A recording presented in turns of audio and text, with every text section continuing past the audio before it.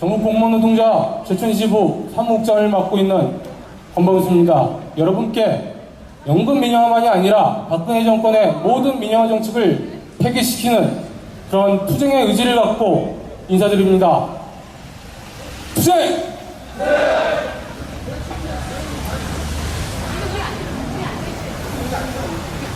그럼 지금부터 연금을 연금답게 공적연금 강화를 위한 제천지역 시민 공무원 촛불문화제를 동지들의 힘찬 함성과 박수로 시작하겠습니다. 박근혜 정부가 아직도 부르짖고 있는 것이 있습니다. 규제 완화, 민영화, 그리고 비정규직입니다. 앞으로 계속하겠다고 추진하고 있습니다. 그것 때문에 세월호 참사가 발생됐습니다. 희생자들이 생겼고요. 세월호 참사 희생자들을 생각하고 또 지금도 규제 완화, 민영화, 비정규직으로 인해 고통받고 있는 노동자, 서민, 중소상인 대다수의 국민들을 생각하면서 묵상하겠습니다. 또 묵상. 공적연금! 공적연금! 공적연금! 모금한 투쟁기금은 8,350만 원 되도록 되겠습니다.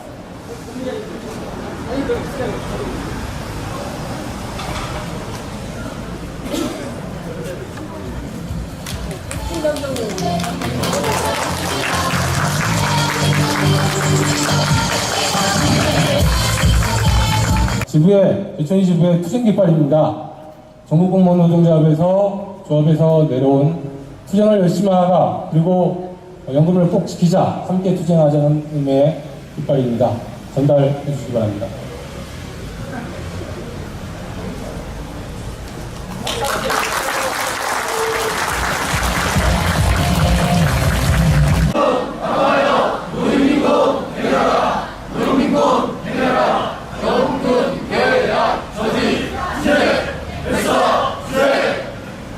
재벌 퍼지기 감세준다.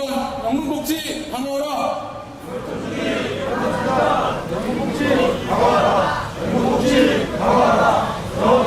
계약 저지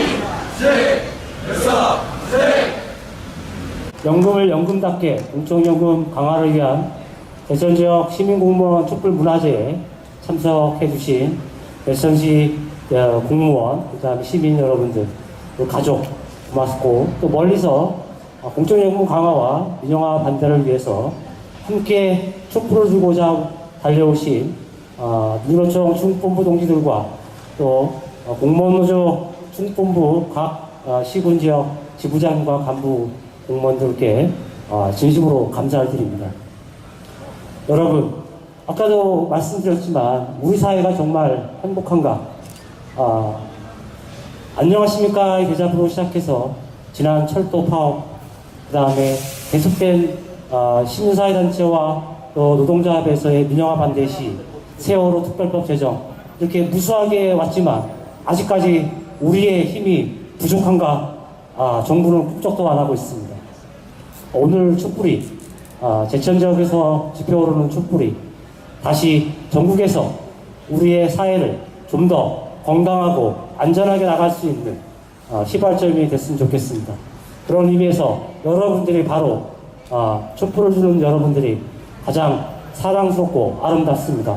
오늘 뜻깊은 시간 해주시고 한 줄 때 감기 걸리지 마시고 오늘 끝까지 자리를 지켜주시기를 부탁드리겠습니다. 고맙습니다. 반갑습니다. 대전시 동지 여러분 사랑합니다. 그리고 이 자리에 계신 우리 연대단체 동지 여러분 고맙습니다. 감사합니다. 투쟁을 인사드리겠습니다. 투쟁! 다들 알고 계시지만 우리 국민연금이 2008년도에 수급률이 60%에서 40%뚝 떨어졌습니다. 근데 안타깝게도 우리들은 저항 한 번 못하고 앉아서 당했습니다. 근데 그 칼날이 이제 공무원연금을 정조준하고 있습니다. 공무원연금 무너지면 다음은 사학연금, 군인연금 함께 무너질 것입니다. 그렇기 때문에 공무원연금 지키는 길이 공적연금 지키는 길이라 생각하고 공무원 노동자로서는 최선을 다해서 투쟁을 하고 조직하고 승리하겠습니다.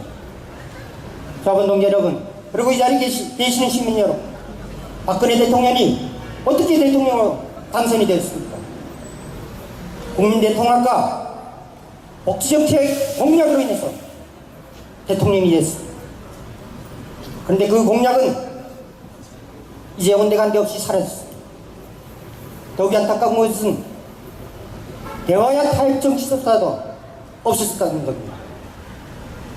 최근 언론에는 누구도 생각하지 못했던 공무원연금 개혁안이 앞다투어 보도되고 있습니다. 모든 우리나라의 공적연금이 무엇입니까? 우리들의 노후이고 우리들의 미래입니다.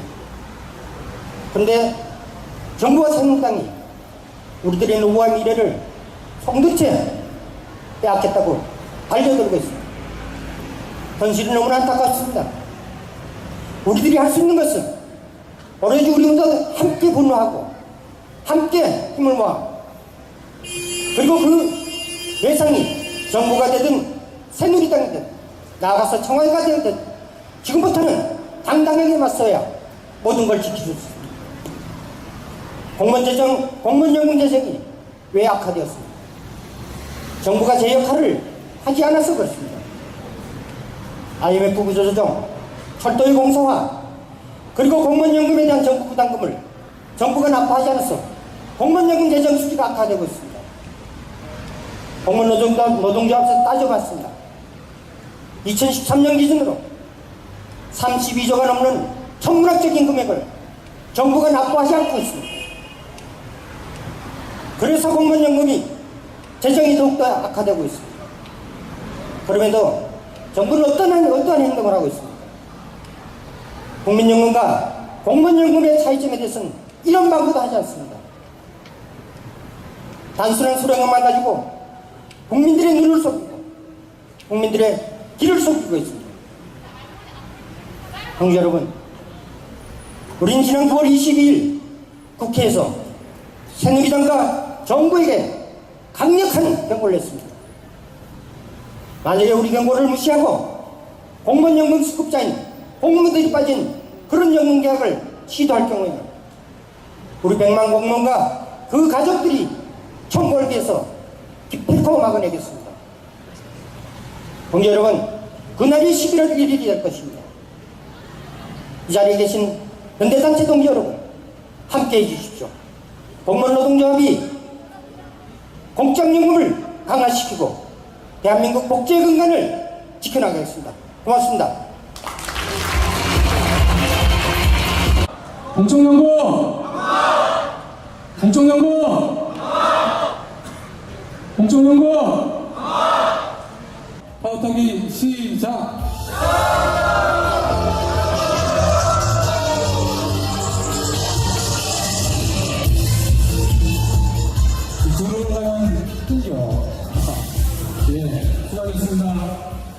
가장 밝게 빛나는 동지들 반갑습니다. 저는 민주노총 충북지역 본부장 김성민입니다. 투쟁! 예, 제가 서울에서 왔습니다.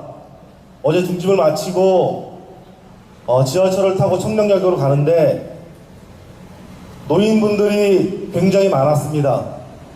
노인분들은 딱 두 종류로 분류되더군요.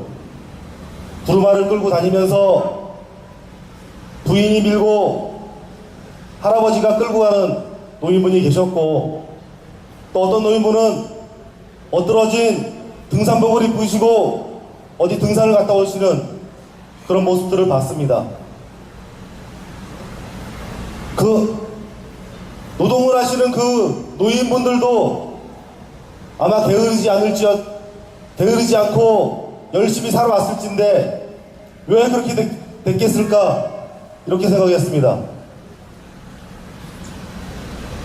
우리는 한국 사회에서 정말로 희망 없이 살아가는 모습이 그 단면이 아닌가 싶습니다. 누구는 행복하게 살고 누구는 70 넘어서도 파지를 주어야 하는 것이 바로 한국 사회입니다. 누구나 다 잘 살자고 주장하는 것이 아니라 최소한의 행복을 누릴 수 있는 권리를 국가가 주어줘야 되는데, 오히려 국가는 그 모든 것들을 빼앗아가고 있습니다. 가장 아름다운 시절이어야 할 학창 시절에 공부만 하고 있다가 수학여행으로 하루아침에 목숨을 잃은 우리 세월호 학생들이 있습니다. 세월호 문제가 왜 우리 시민들의 문제인지 아십니까? 세월호의 과정 문제 때문에 화물차의 과정 문제 법안들이 상정됐다가 세월호 문제가 조금 뒤로 물러나니까 화물차가 과정하는 법안이 뒤로 슬그머니 없어지는 것이 바로 이 국가입니다. 우리 아이들이 안전하게 살아야 되는데 경장 속에서 치여서 세계에서 가장 비싼 등록금을 내면서 비정규직 아르바이트를 전전해서 나중에는 노인이 돼서도 굉장히 어렵게 사는 세상을 만들어 버렸습니다. 아니, 만들려고 하고 있습니다. 우리 공무원 동지들이 그 싸움에 선봉해 계십니다. 공무원이라는 직업이 좋은 직업이라는 나라는 정말로 후진국형 국가입니다. 공무원들 임금 1호봉이 얼마인 줄 아십니까? 120만 원부터 시작합니다. 최저임금부터 시작합니다.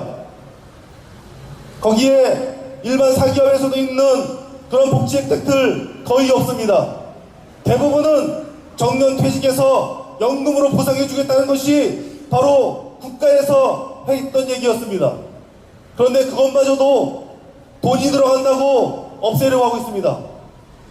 철도가 적자라고 해서 민영화를 한다면, 의료가 적자가 난다고 해서 민영화한다면 정말로 국가는 뭘 가지고 운영을 한단 말입니까? 국가가 할 수 있는 일은 무엇이란 말입니까? 공공부문의 재산들을 다 팔아먹고 국민들의 안전은 등한시하며 마지막으로 노년에 최소한의 연금 가지고 살아보겠다는 우리 국민들, 정말로 사지를 모는 것이 바로 국가입니다. 모든 것들을 민영화하는 부패한 국가입니다. 이것들 정말로 힘들다고 하지 말고 이 분노를 우리 민주노총과 함께 하반기에 만들어 나갑시다. 오히려 세월호 문제로 정말로 이제 지겹다, 그만해라 라고 하는 사람들도 많아졌습니다. 그러나 분명한 것은 어떠한 사실도 밝혀지지 않았고 그 유가족들이 절대로 돈이나 그 어떤 것도 요구하지 않았다는 것을 우리는 알고 있습니다. 반드시 이 문제가 해결돼야지만 안전한 국가 만들 수 있습니다. 공무원 노동자들이 공무원연금을 지켜야지만 국민연금이 지켜질 수 있는 것입니다. 철도노조가 제대로 싸워야지만 철도 민영화가 막아지는 것입니다. 의료 노동자들이 제대로 싸워야지만 국민의 건강권이 지켜지는 것입니다. 우리 각계로 싸우지 말고 하반기에는 이 힘들 함께 모아서 싸워나갑시다. 오히려 박근혜 정권이 더 궁지에 몰리고 있기 때문에 오히려 더 탄압이 심한 것입니다. 동지들, 그럴수록 우리 똘똘 뭉쳐서 싸워나갑시다. 우리 2014년 하반기에는 박근혜 정권과 제대로 싸우는 민주노총과 시민들 됩시다. 투쟁! 고맙습니다.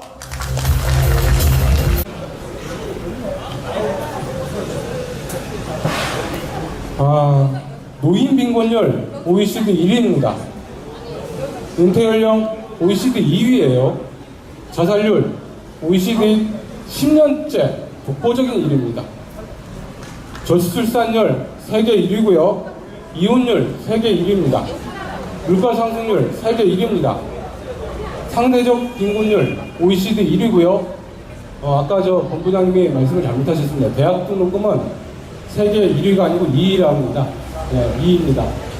참 자랑스럽죠? 그럼에도 불구하고 세계 10위권 경제 강국, 경제 대국, 이거를 누가 만들었습니까? 우리의 아버님들, 어머님들, 저임금에 시달리면서도 아무런 말씀도 안 하시고 열심히 일하셨습니다. 그렇게 해서 세계 10위권의 경제 강국을 만들었는데요. 대한민국 이렇게 말하고 있습니다. 당신들 노는 당신들이 알아서 하셔. 간단하죠? 여러분, 분노해야 됩니다. 분노하십시오. 저희 청풍소리는 올해 7월에 조직이 되었습니다. 오늘 무대는 두 번째입니다. 예, 참고해 주시고요. 저희 노래가, 저희의 울림이, 저희의 소리가 세상과 소통해서 남녀노소 모두가 행복한 이 세상이 되어졌으면 좋겠다는 그런 소망을 해봅니다.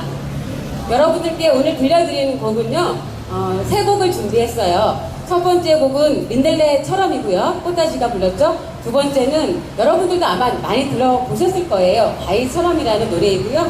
마지막으로 들려드릴 곡은 얼굴 찌푸리지 말아요입니다. 들으시면서 아시는 노래가 나오면 함께 박수 치시면서 신나게 불렀으면 좋겠습니다. 노래를 들려드리겠습니다. 우리 모두 절단에 누나지 않고 지연 속에 다시는 깨우쳐가면 마침내 우리가 세상 춤춘 우리의 바위처럼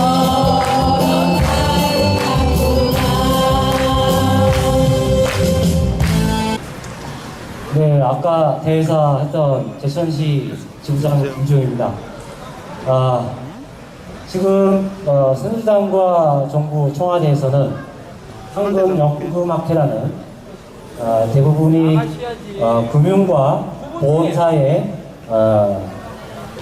대표자들이 파견한 사람들이 언제부터 우리나라의 공적연금을 책임지겠다고 뒤에서 설계를 하고 난리인지 모르겠습니다. 분명코 얘기하지만 공무원 노조 이제 공무원 연금만 얘기하지 않겠습니다.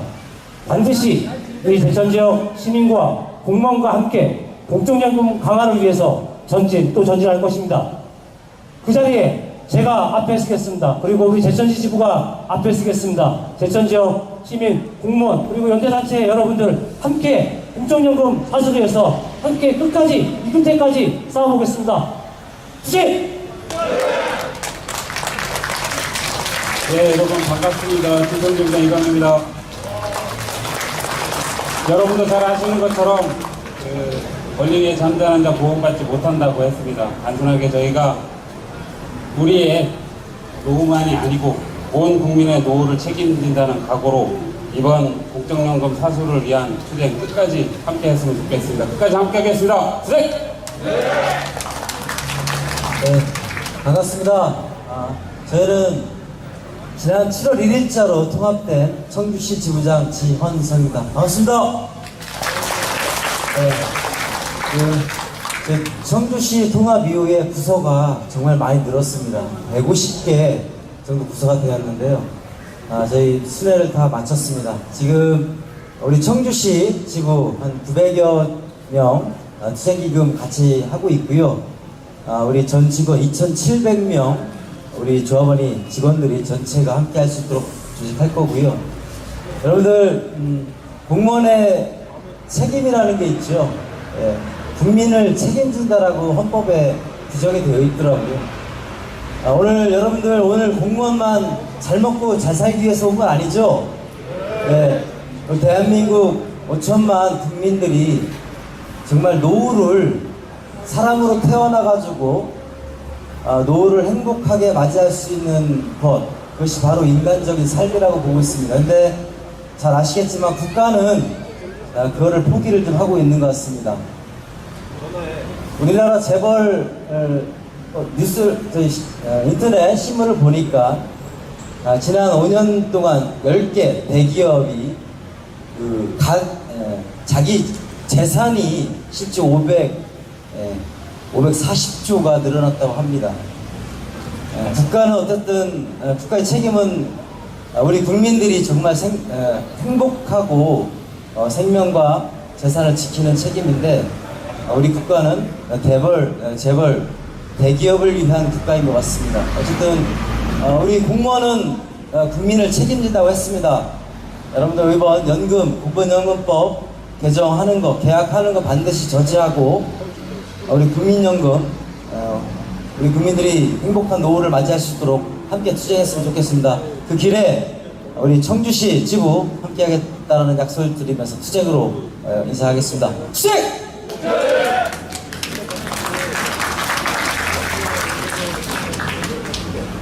자연치유도시 제천, 저항의 도시 제천 이렇게 반갑게 맞이해주셔서 감사합니다. 청결국 최고장 음성지부장 이화영입니다. 반갑습니다.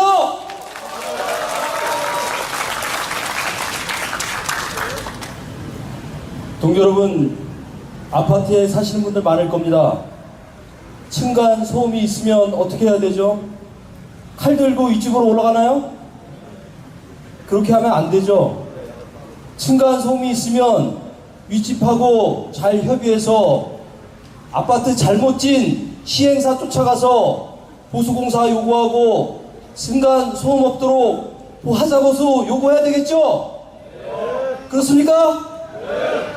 지금 정부는 공무원과 국민을 이간질시키고 있습니다. 같이 싸우라고 하고 있습니다. 그 과정에 누가 과연 이득을 볼까요?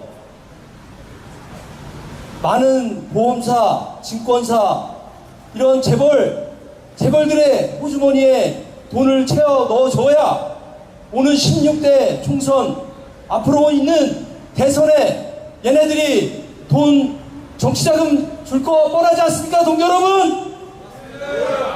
공무원노조가 선봉에 섰습니다. 함께 싸워주시겠습니까? 체게바라 형님이 이런 말 했습니다. 혁명의 아이콘 체게바라 형님이 내 자유와 권리는 딱 내가 저항 한 만큼만 얻는다. 여러분 같이 저항해 주십시오. 투쟁!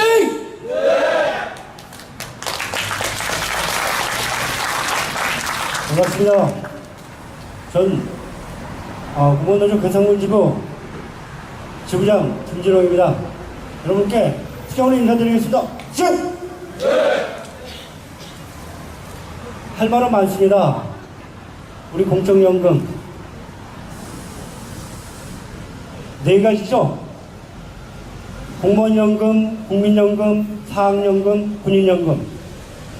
이 모든 것이 누가 만들어졌습니까? 정부에서 만들어졌습니다.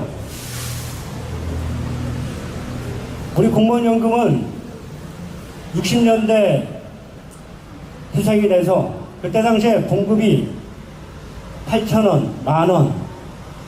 그 이후에 80년도 후반으로 들어서 공무원 봉급이 얼마나 됩니까? 이렇게 물으면 쌀 2가마니. 그때 당시에 쌀이 한 7만원 정도 됐을 겁니다. 그 이후에 저는 이제 91년도에 공무원 생활을 하기 시작했습니다. 그때 당시에 한 38만원 정도 받고, 제 친구들은 그때 당시에 한 90만원, 100만원씩 받고 이렇게 생활했을 당시인데, 그때 봉급을 비교한다면 우리 공무원보다 일반 사기업, 백인 기업체를 비교한다라도 2배, 3배 이상 이렇게 많이 받고 있었습니다. 우리 공무원연금, 우리 노후입니다. 우리 공무원연금만 지켜내서는 안 됩니다. 우리 국민연금 또한 우리가 함께 싸워주지 않는다면 우리가 진정으로 이 나라의 공무원이라 말할 수 없습니다. 우리 국민연금, 모든 국민들이 노후에 가족들과 함께 생활할 수 있는 기금이라 생각합니다. 우리 공무원들이 앞장서서 국민연금 계약 저지하고 우리 공무원연금 계약 반드시 막아냈으면 좋겠습니다. 그 길에 여러분들과 함께 끝까지 싸우겠습니다. 투쟁!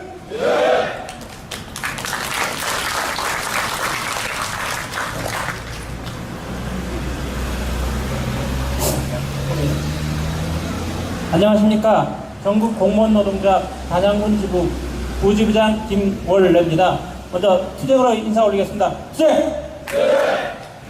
앞에서 좋은 말씀 많이 해주셨습니다. 이하 모두 생각하고 한 말씀만 올리도록 하겠습니다. 저희 투쟁일이 11월 1일입니다. 얼마 남지 않았지만 남지 않는 기간 동안 저희 공무원 연금에 대한 잘못된 내용들을 우리 여기에 앉아 계시는 연대단체 같이 연대하시는 분들과 또 여기에 앉아 계신 우리 공무원분들이 우리 주변에 국민들한테 많이 알려서 잘못된 인식을 바로잡아 주시길 바라고요. 또 나 하나쯤이면 어떨까라는 생각을 버리시고 11월 1일은 여기에 앉으신 분을 포함한 주변의 연대단체 그리고 우리 공무원 전원이 참석하는 우리 문화제가 될 수 있도록 전원이 참석해 주시기를 부탁 말씀을 올리겠습니다. 고맙습니다.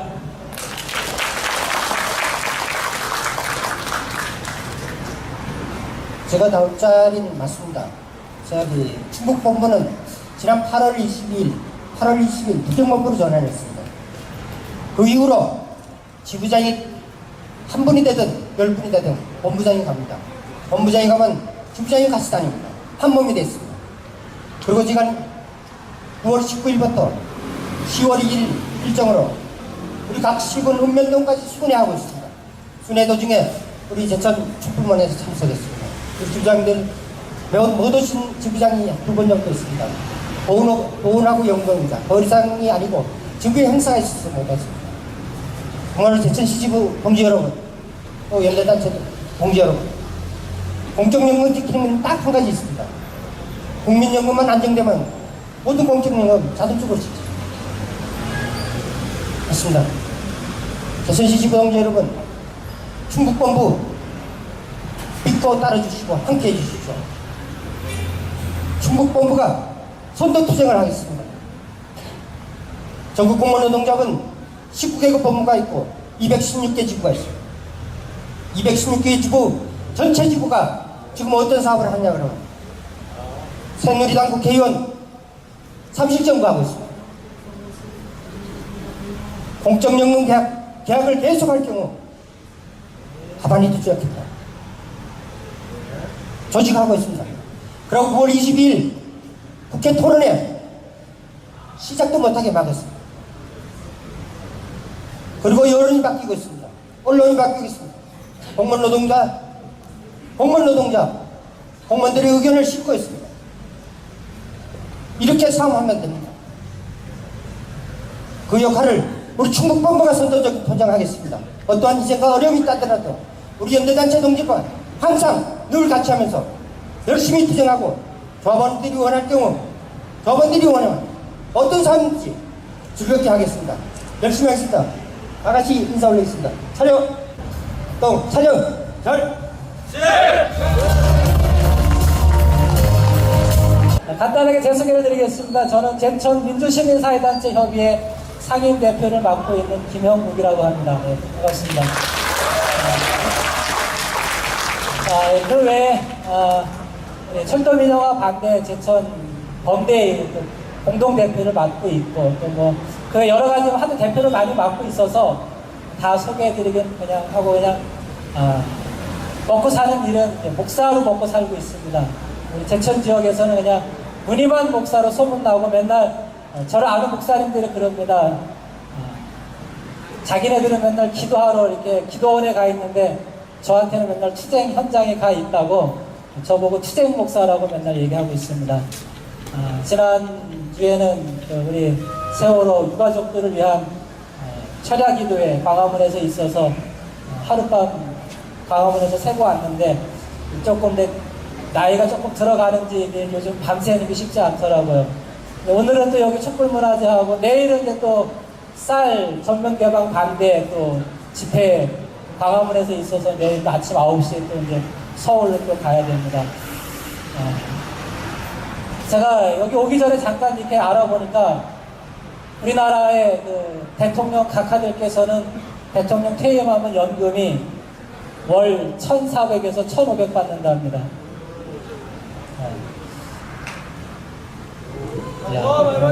박수 한번 쳐주시죠. 박근혜가 4년 후에 받을 돈이 1,400에서 1,500이라는 얘기죠. 매월. 지는 그 많은 돈 받아먹으면서 우리한테는 깎으려고 그 개지랄을 떨고 있지 않습니까? 이런 대통령을 우리가 가만두면 되겠습니까? 안 되겠죠? 예.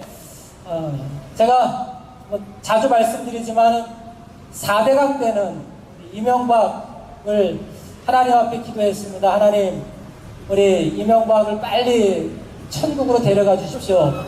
요단강을 건너가게 해주십시오. 맨날 이렇게 기도했어요. 그랬더니 하나님이 조금 더 기다려라. 그래서 왜요? 그랬더니 야, 이명박이가 천국에 오면 요단강을 또 개발하겠다고 그럴 것 같아가지고 그래서 조금 기다리라고 이야기를 하고 있습니다. 제가 우리 철도 민영화 때문에 이제 또 이 박근혜가 계속 뭐 철도뿐만이 아니고 뭐 수도, 가스, 전기 모든 부분을 민영화하려고 하지 않습니까?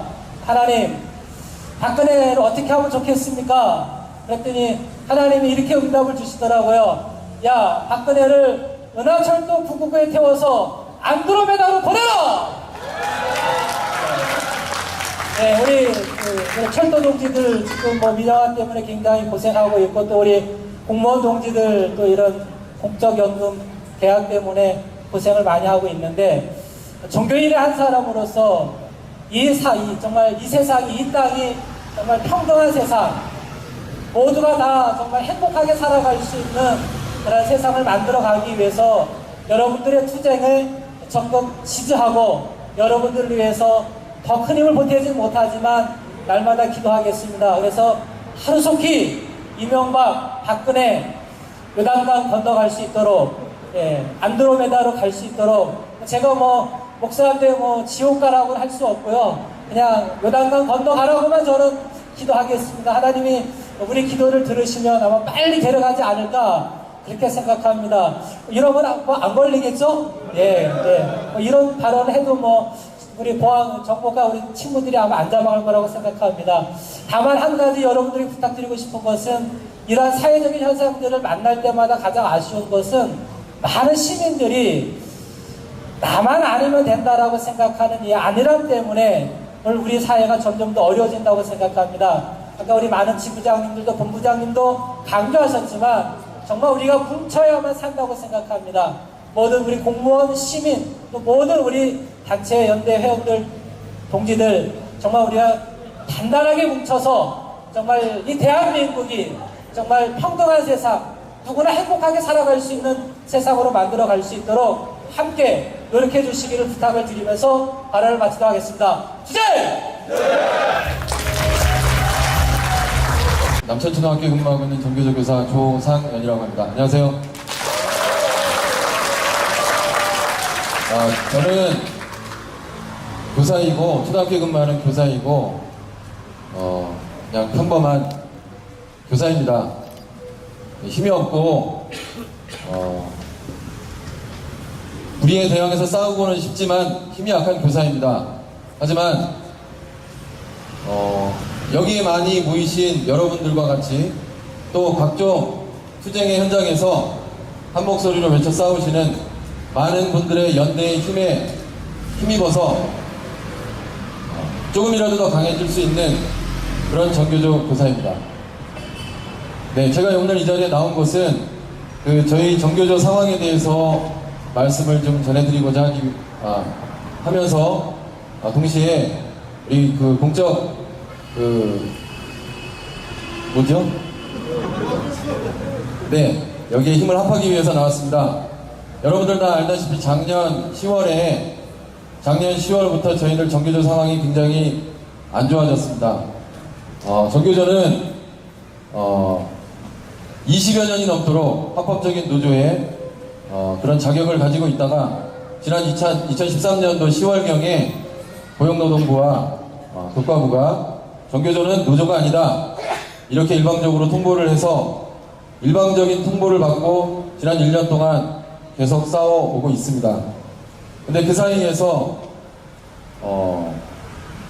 고용노동부의 그 판결이 합법하지 않다 가처분 신청을 해서 일정 기간 법적 지위를 다시 인정을 받다가 지난 6월 달에 1심 판결에서 결국은 1심 판결입니다. 최종적인 건 아니고 1심 판결에서 노조가 아니다 판정을 받게 되었습니다. 그래서 현재 저희들끼리 농담삼아 전 정교조 조합원이다 이렇게 농담삼아 얘기를 하고 있지만 언제나 저희들이 정규조 조합원이라는 사실을 잊지 않고 살아가고 있습니다. 그래서 다시 가처분 신청을 내린 결과 지난 6월 19일에 1심 패소와 동시에 가처분 신청을 다시 해서 현재까지 법적 지위를 다시 인정받게 되었습니다.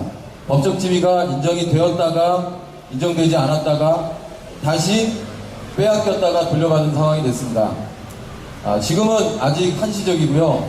2심, 3심 판결이 남아있는데 2심 재판부가 1심 재판부보다 조금 똑똑한 것 같습니다. 어떻게 했냐면 헌법재판소에서 노조법 2조에 해당하는 부분이 문제가 있다. 그래서 헌법재판소에 이 부분에서 확실하게 헌법재판소가 위헌 여지가 있는지 판단을 해서 다시 우리에게 알려주면 우리가 최종적으로 정확하게 판결을 하겠다라고 2심 재판부가 이야기를 해둔 상태입니다. 그래서 그것이 길게는 한 반년 이상, 한 1년 이상 그렇게 시간이 끌어질 수도 있는데 어쨌든 헌법재판소의 올바른 판단을 헌법재판소가 내용을 간단히 말씀드리겠습니다. 노조법 2조의 내용이 무엇이냐면 현직 교원이 아닌 사람을 조합원으로 인정하지 아니한다 하는 내용이 위헌 여지가 있다고 판정을 해달라고 이야기를 한 것입니다. 여러분들 6만 분의 9가 뜻하는 숫자, 그 숫자의 의미를 여러분 알고 계시는 분 계신가요? 네, 많은 분들이 알고 계시는 것 같습니다. 6만 분의 9라고 하면 매우 작은 숫자입니다. 10분의 9도 아니고 100분의 9도 아니고 6만 분의 9입니다.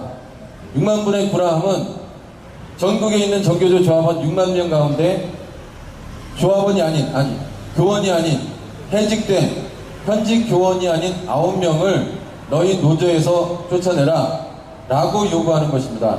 이것이 고용노동부와 교과부가 요구하는 내용입니다. 여러분들 같으면 9명밖에 안 되는 내 동지들을 내 동지 아니라고 말하실 수 있습니까?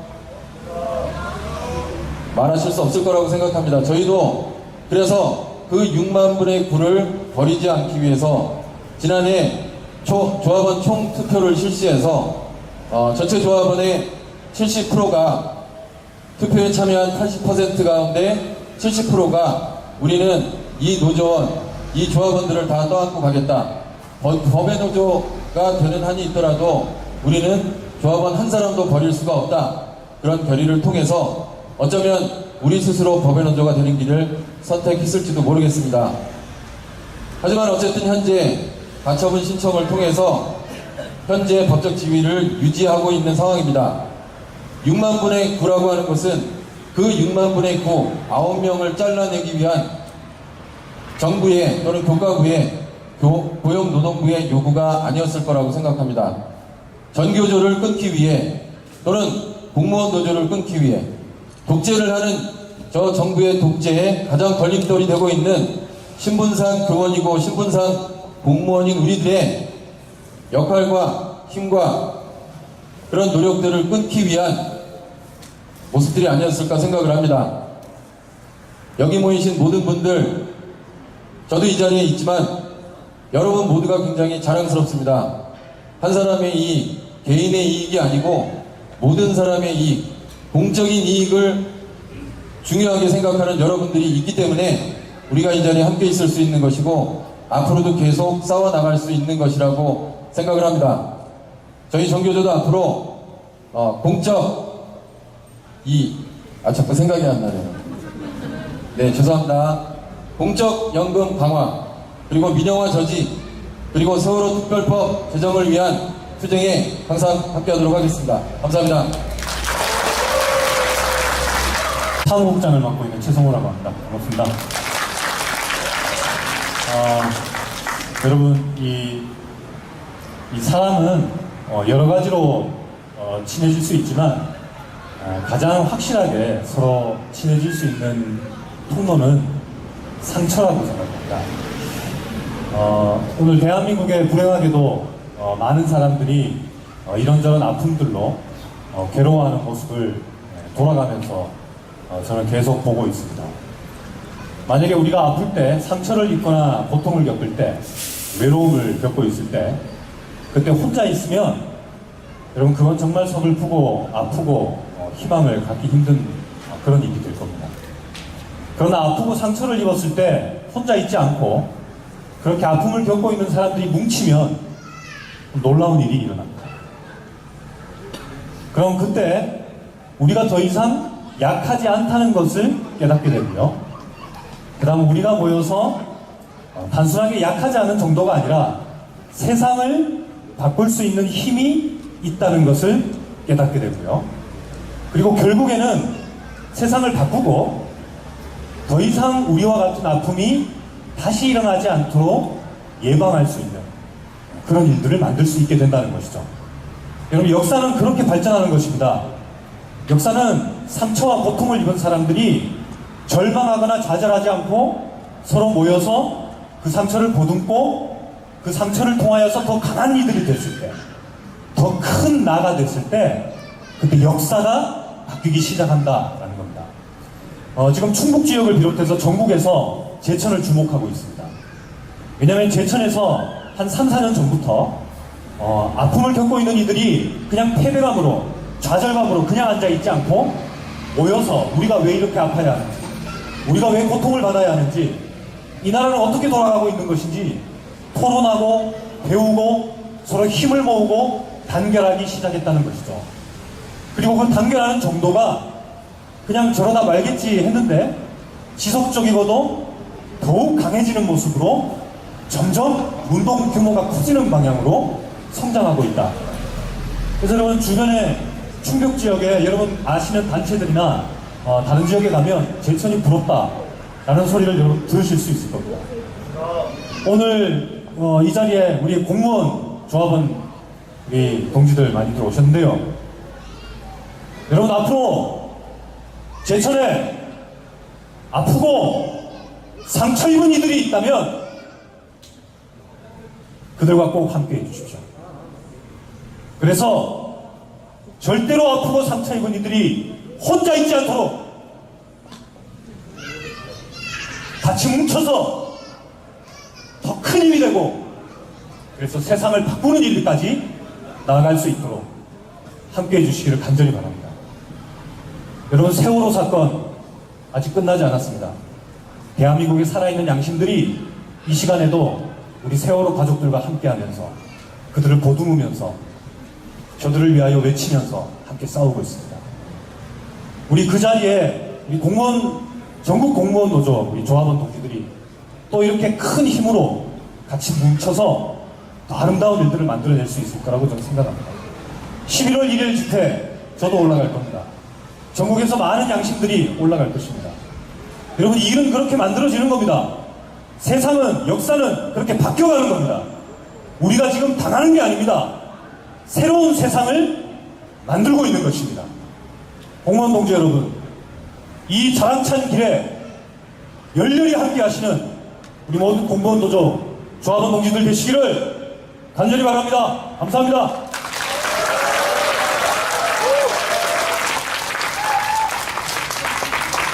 네, 힘찬 발언 들었습니다. 자유 발언 하실 분 더 없으시나요? 앞으로 나오십시오.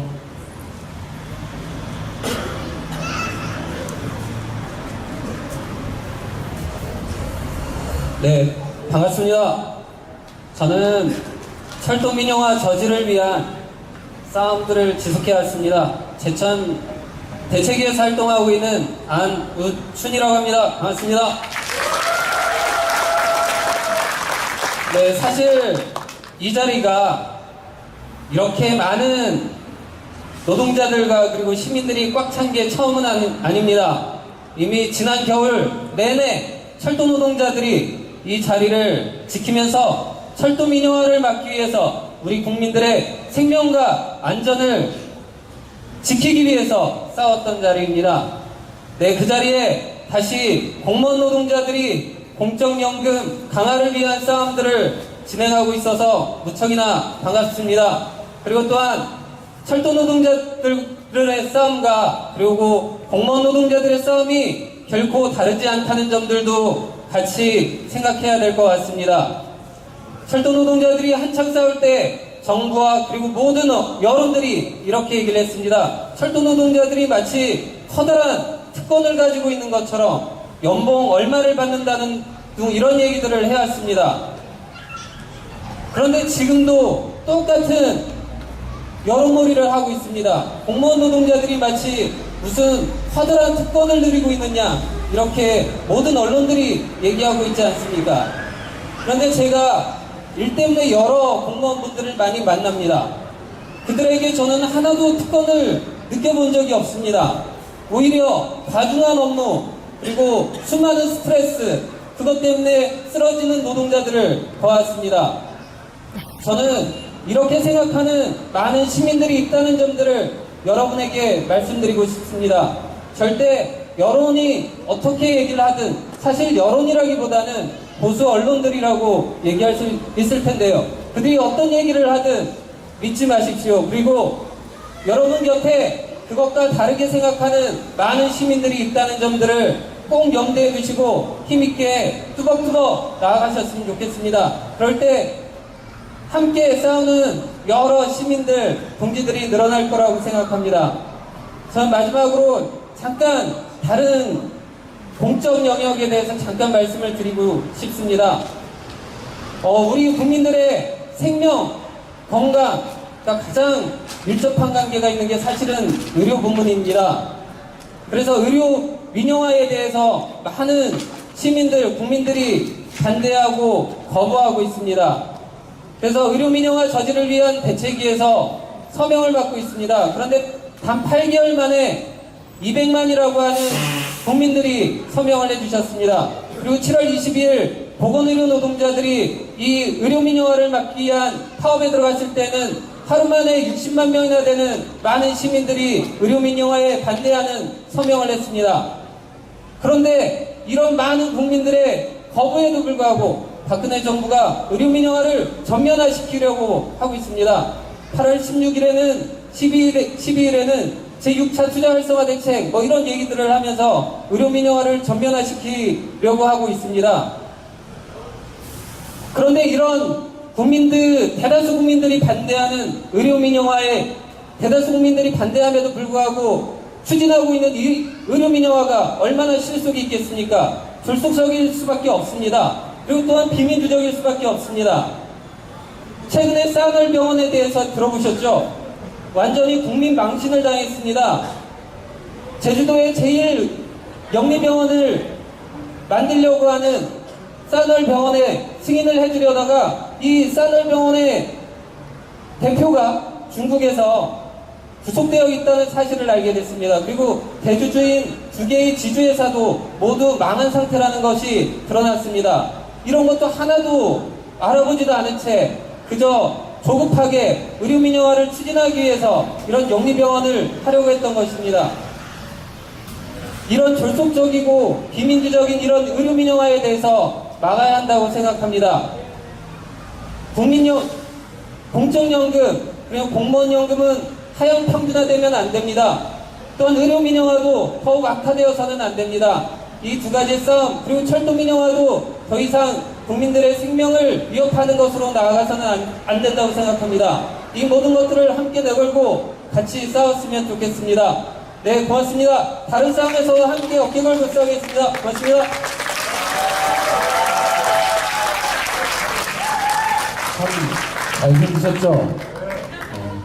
잘생기셨습니다.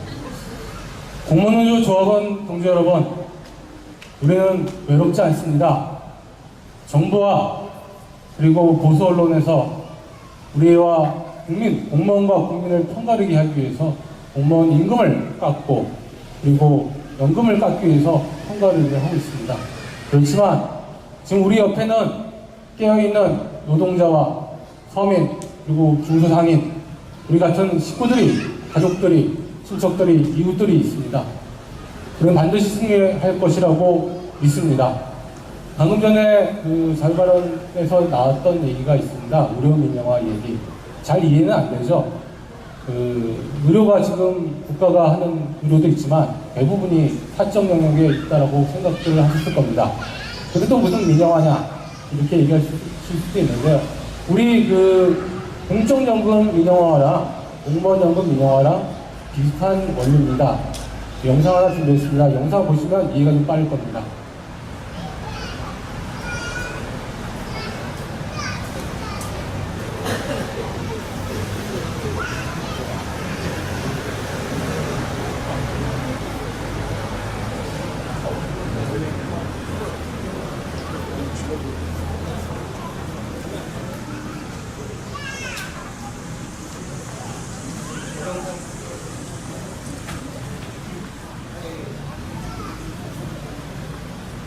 영상 볼 때마다 문제를 일으키네요. 15개 주에 병원 71개를 갖고 있는 미국의 영리병원 그룹 헬스 매니지먼트 어소시에이션. 1년 매출 6조 3천억 원에 달하는 이 거대한 영리병원 그룹에서는 경상체온의 아기를 열이 있다고 입원시키고 오른쪽 무릎에 가벼운 상처가 난 18살 소년도 어김없이 입원시키고 있다.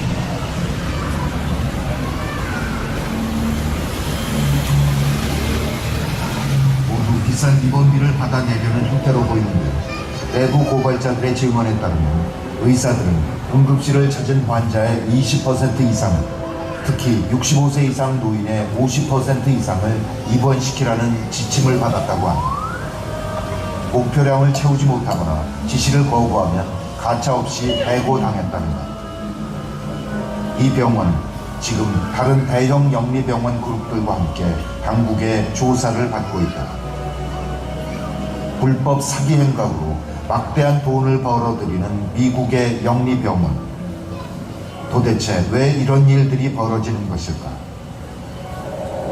그 이유를 알기 위해서는 영리병원이란 무엇인지 이해할 필요가 있다.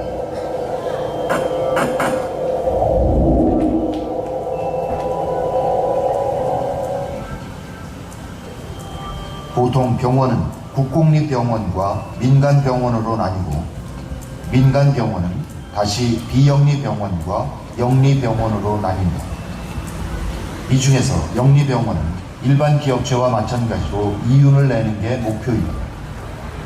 주식회사이기 때문에 외부 투자도 받고 수익이 나면 투자자가 이익금을 가져갈 수도 있다. 이 때문에 미국 대형 영리병원의 최대 주주는 대부분 월스트리트의 사모펀드들이다. 돈을 굴려 돈을 버는 게 직업이다 보니 환자의 건강은 뒷전일 수밖에 없다. 미국의 영리병원이 물불을 가리지 않고 돈벌이에 나서게 된 것은 이렇듯 돈을 쫓는 사업가들이 병원 경영을 주도하기 때문이다. 미국의 의료비가 오늘날과 같이 비싸진 것은 이렇듯 수익을 최우선으로 생각하는 영리병원을 허용 발전시켰기 때문이고, 다른 한편으로는 선진국 중에서 유일하게 전국민 건강보험이 없기 때문이다. 그렇다면 우리나라는 어떠한가?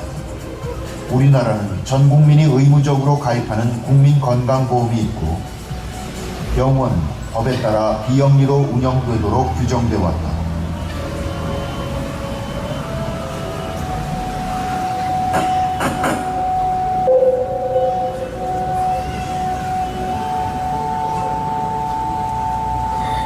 비영리 병원의 경우 환자들로부터 돈을 받지만 병원이 낸 수익은 다시 병원 시설이나 인력에 재투자해야만 한다. 그러니까 돈을 쫓는 사업가가 투자하고 수익을 가져가거나 병원 경영에 개입할 수는 없다.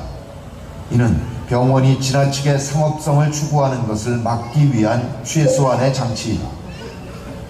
그렇기 때문에 삼성이 삼성의료원을 만들었을 때도 삼성생명 공익재단이라는 비영리 재단을 만들어서 기부 형식으로 병원을 지을 수밖에 없었고 막대한 병원 수익도 밖으로 빼가지는 못했다. 하지만 병원으로 장사를 하고 싶었던 재벌들은 그동안 끈질기게 영리병원 허용을 요구해왔다. 이런 요구에 따라 노무현 정부도 또 이명박 정부도 영리병원 허용을 추진했으나 국민적 반발에 부딪혀 전면 허용은 무산되었다. 이런 상황에서 박근혜 정부는 결국 새로운 묘책을 내놓게 되었다.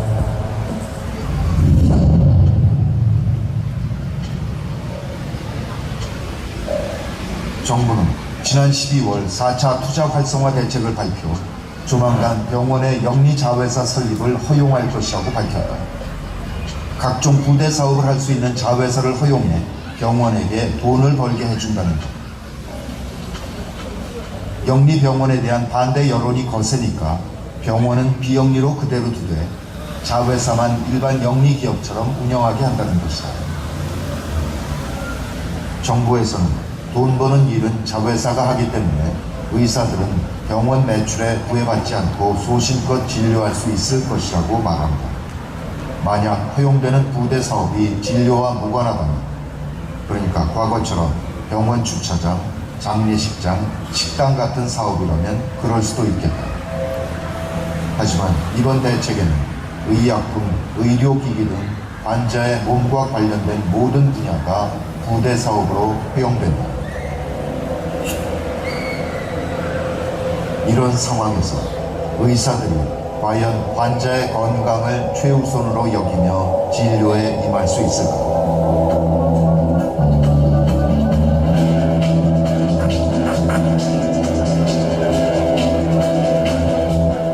영리자회사가 허용되면 그동안 병원에 눈독을 들이던 투자자들은 드디어 자회사를 만들어 투자도 하고 수익도 가져갈 수 있게 된다. 제약회사나 의료기기 회사와 같이 자기 제품을 병원에 독점 공급하고 싶어하는 업체들은 병원과 손을 잡고 자회사를 차릴 것이다. 그리고 자회사의 수익을 높이기 위해 병원은 의사들에게 자회사 제품과 서비스를 판매하라고 시킬 것이다. 의사들은 자회사가 만드는 비싼 약, 건강보조식품, 스파치료, 기능성 화장품, 의료용품들을 팔기 위해 애를 쓸 것이다.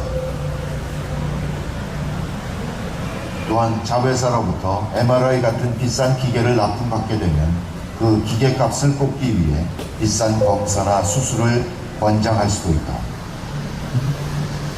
지금도 대부분의 병원들은 의사 개개인이 올린 매출에 따라 성과급을 지급한다.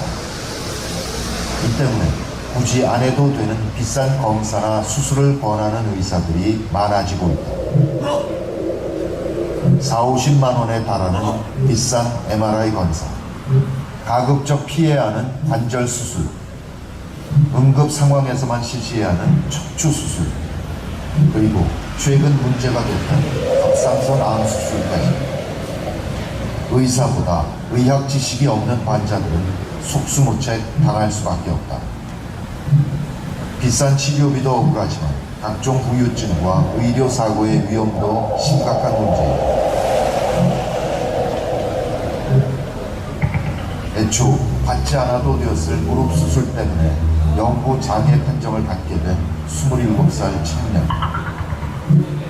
갑상선 암 수술을 받아 평생 호르몬제를 먹으며 성대마비나 불면증, 탈모 같은 부작용에 시달려야 하는 환자입니다.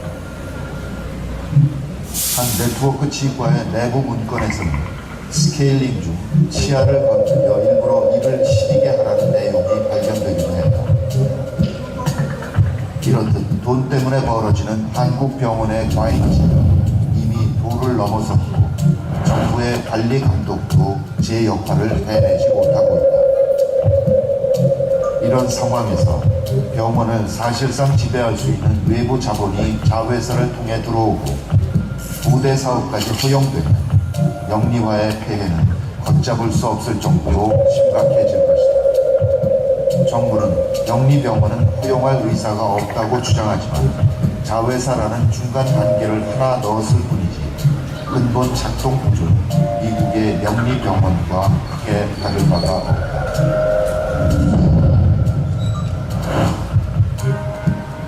사실상 영리병원을 허용함으로써 환자가 부담해야 하는 각종 치료비와 부대 비용이 오르면 국민건강보험이 보장해주는 비율은 점점 떨어질 수밖에 없다. 지금도 건강보험이 보장해주는 범위가 해마다 떨어져 전체 의료비의 62%에 불과하다. 앞으로 보장률이 더 떨어진다면 건강보험에 대한 불만은 더욱 높아질 것이고 급기야 건강보험 의무 가입을 폐지하자는 목소리가 더 커질 수 있다. 이렇게 되면 민간보험사들만 쾌재를 부르게 된다. 민간보험을 찾는 사람들은 점점 많아지고 아쉬울 게 없는 보험사들은 차츰차츰 혜택을 줄이면서 보험료는 인상시킬 것이다. 가난하고 병든 사람들은 이제 보험 가입조차 점점 힘들어질 것이다. 우리가 지금 항상 언론이나 우리가 얘기하는 게 우리가 얼마를 내고 얼마를 받냐 이것만 지금 생각을 하는데요. 그럼 정부가 얼마를 부담하고 얼마가 절감이 되나 한번 따져봤습니다.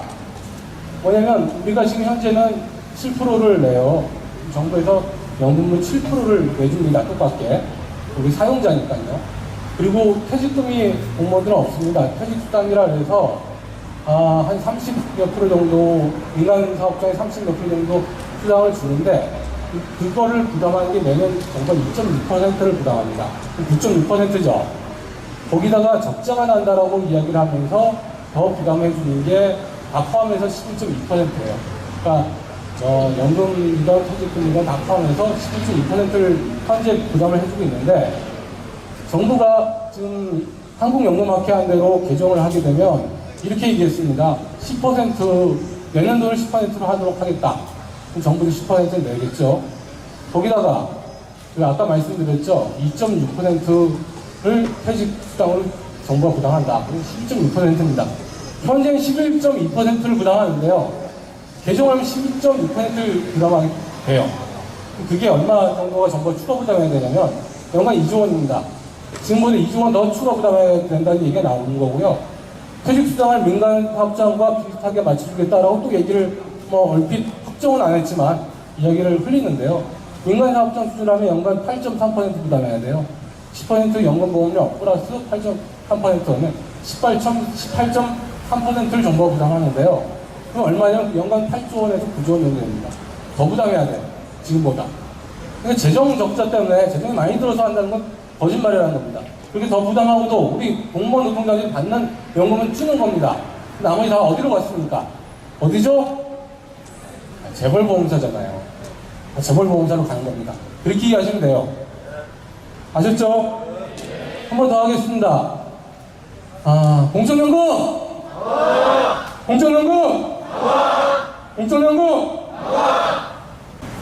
민영정책 폐기하고 민영정 책임져라! 민영정책 폐기하고 민영정 책임져라! 민영정 책임져라! 연금 괴라 정의 시행 불사 시행 우리 죽는다 어머니로 우리 맞선다 승리의 그 말까지 승리의